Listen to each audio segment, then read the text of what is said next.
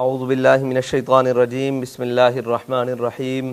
الحمدللہ رب العالمین والصلاة والسلام علی سید الانبیاء والمرسلین۔ میں تمام عاشقان مصطفیٰ صلی اللہ علیہ وسلم سے مخاطب ہوں۔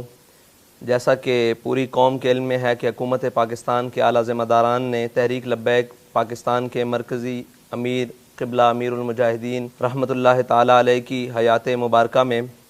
16 نومبر 2020 کو فرانسیسی سفیر کو ملک بدر کرنے کا ایک معاہدہ کیا۔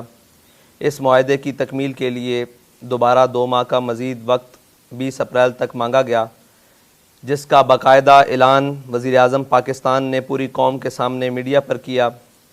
یہ معاہدہ خالصتاً حضور صلی اللہ علیہ وسلم کی عزت و ناموس کے لیے ہے۔ تحریک لبیک یا رسول اللہ پاکستان کی مرکزی مجلس شورا نے اتفاق رائے سے فیصلہ کیا ہے کہ 20 اپریل بروز منگل تک اگر حکومت پاکستان نے اس معاہدے پر عمل درآمد نہ کیا تو رات 12:01 پر قبلہ امیر المجاہدین کے مزار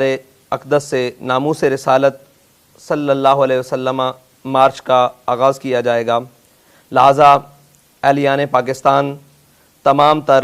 وابستگیوں سے بالا تر ہو کر خالصتاً حضور سید عالم صلی اللہ علیہ وسلم کی عزت و ناموس کے لیے میدان عمل میں آئیں اور اپنے آقا کریم صلی اللہ علیہ وسلم کے سامنے سرخرو ہوں۔